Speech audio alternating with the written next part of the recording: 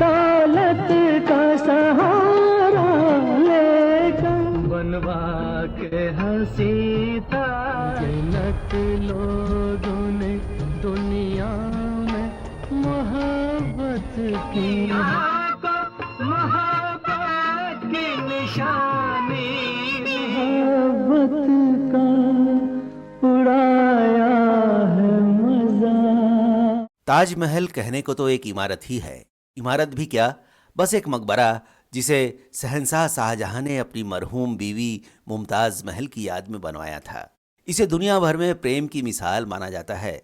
इसकी खूबसूरती पर सैकड़ों सालों से बात होती रही है। मोहब्बत की निशानी दी है। देश विदेश से हर साल लाखों करोड़ों लोग मोहब्बत की इस निशानी को देखने आते हैं, लेकिन मोहब्बत की इसी निशानी को लेकर दो गीतकार आपस में झगड़ बैठे थे। ये मुकाबला शायराना था, तो दोनों ने शेर और अशार के जरिए एक दूसरे की बात को काटने की कोशिश की थी।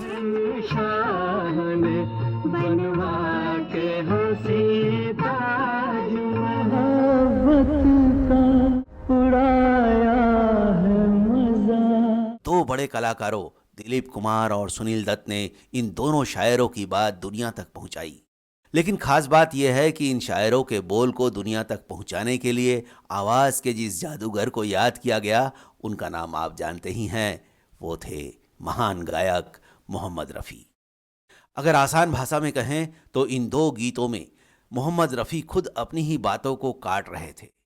एक जोश इरादों को जवानी गरीबों की मोहब्बत का उड़ाया है मजा। है ना थोड़ा अजीब? तो आज इस खास पेशकश में कुछ अलग हटकर बात करते हैं। आप इस वीडियो को आखिरी तक देखिए।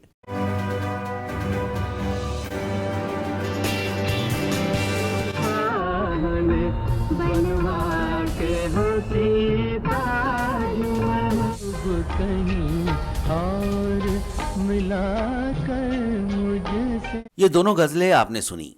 इन्हें लिखने वाले दोनों फनकार हमारी विरासत के अहम हिस्से हैं। एक को लिखा है शकील बदायूनी ने, जिनकी कलम ने ऐसे ऐसे गीत और गजल लिखे हैं जिनको सुनने के बाद हमारे कान आज तक तृप्त होते रहते हैं। गंगा की मौज में यमुना का घट पे नंदलाल छेड़ गयो मन मोरा मगन टिकता धिक दो सितारों का जमीन पर है मिलन। ये वाली गजल लिखी है साहिर लुधियानवी ने। ताज तेरे लिए एक मजहर उल्फत है सही कहीं और मिलाकर। साहिर विद्रोही शायर थे, तल्खी भरे तेवरों की वजह से थोड़े बदनाम भी थे। हमेशा अपनी शर्तों पर काम करते थे और जब उनके उसूलों पर आंच आती तो वो किसी से भी टकरा जाते। रोमांस की नरमी से लेकर बगावत के तीखे तेवर तक गजलों में उजागर करते। जिंदगी भर नहीं बोलेगी। साल 1964 की बात है। ये दोनों फनकार आपस में टकरा गए। बात पर्सनल ईगो की ही नहीं थी, बल्कि उसूलों की भी थी।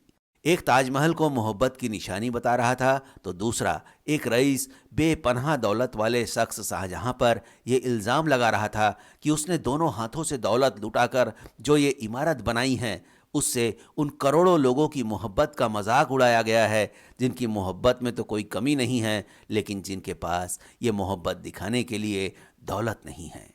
गरीबों की मोहब्बत का उड़ाया है मजा। इस थीम पर दोनों ने अपनी अपनी कलम से खूब भड़ास निकाली। मोहब्बत के सिवा कुछ भी नहीं, लोग भी अपनी ही तरह मुफलिस थे, वो कहीं और मिला कर मुझे।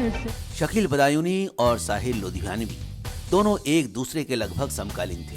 दोनों के दोनों संगीतकार नौशाद के पसंदीदा शायर थे। वो एक दौर था जब नौशाद, साहिर और शकील फिल्म इंडस्ट्री पर राज कर रहे थे। ऐसे ही दौर में इन दोनों की कलम आपस में टकरा गई। दिलीप कुमार वैजंती माला के लीड रोल वाली एक फिल्म आई थी लीडर। इसके गाने आज भी गुनगुनाए जाते हैं। अपनी आजादी को हम हरगिज मिटा सकते नहीं, तेरे हुस्न की क्या तारीफ करूं, हमें से मोहब्बत हमें से लड़ाई, दैया रे दैया लाज मुझे लागे, मुझे दुनिया वालों शराब न समझो। इस फिल्म में संगीत का नौशाद ने कालजयी संगीत दिया था। अपने पसंदीदा शायर शकील बदायूनी से गीत लिखवाए थे। इन्हीं गीतों में एक ताजमहल की गोद में शूट होना था। नौशाद ने इस गीत को शास्त्रीय राग ललित को आधार बनाकर कंपोज किया। राग ललित के आधार पर हिंदी फिल्मों में कम ही गाने बने हैं।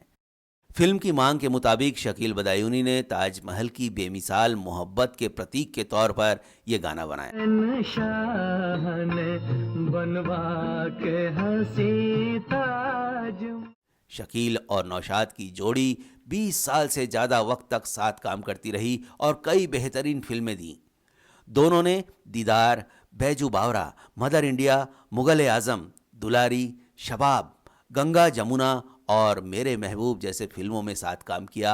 अब संयोग हुआ कि 1964 में ही साहिर लुधियानवी ने भी अपनी फिल्म गजल के लिए गीत लिखे। इस फिल्म में लीड रोल में सुनील दत्त और मीना कुमारी थे। इसमें संगीत दिया था फिल्मी गजलों के बादशाह कहे जाने वाले मदन मोहन ने।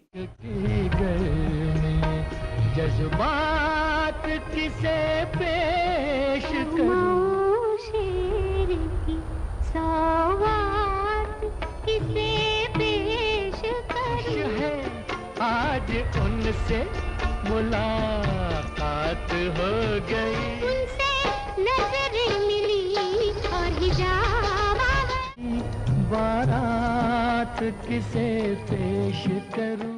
इस फिल्म में साहिर और मदन मोहन ने कई प्रयोग किए। विडंबना कहिए कि रोमांस का गीतकार कहे जाने वाले शकील को लीडर जैसी सामाजिक राजनीतिक फिल्म के गाने लिखने पड़े और विद्रोही शायर साहिर लुधियानवी को गजल जैसी फिल्मों के जो रोमांस और दर्द की दास्तां थी। गजल फिल्म में बैकग्राउंड आगरा का था। अब आगरा की फिल्म में ताजमहल को कैसे छोड़ देते, तो साहिर को इस फिल्म के लिए एक गीत ताजमहल पर भी लिखना पड़ा। इसमें शाहिर ने अपने बगावती और वामपंथी तेवरों का जमकर प्रदर्शन किया। शहंशाह ने दौलत का सहारा लेकर। एक और संयोग देखिए, ये दोनों फिल्म अलग अलग तेवरों की हैं। इनके शायरों संगीतकारों के अंदाज भी अलग अलग हैं और दोनों ने ताजमहल को अपने अपने नजरिए से देखा है। लेकिन जब दोनों गीतों के शायरों और संगीतकारों ने इन गीतों के लिए आवाज देने वालों की खोज की, तो दोनों की खोज एक ही शख्स पर खत्म हुई थी और ये थे मोहम्मद रफ़ी। और यही थी उनकी ताकत या खूबसूरती, जो भी कहिए। फिल्मी संगीत के इतिहास में ऐसी कोई और मिसाल ढूंढना मुश्किल है कि गायकार एक गाने में किसी चीज की तारीफ कर रहा है और उसी साल दूसरे गाने में उसकी आलोचना। लेकिन रफ़ी साहब का ही ये कमाल है कि ये दोनों गीत सुपर डुपर हिट हुए और आज भी दर्शकों और सुनने वालों की पसंद में शामिल हैं। तो दोस्तों, आपको ये पेशकश कैसी लगी, इसे आप कमेंट करके ज़रूर बताइए और हाँ, इस वीडियो को लाइक और शेयर भी करते रहिए। धन्यवाद दोस्तों।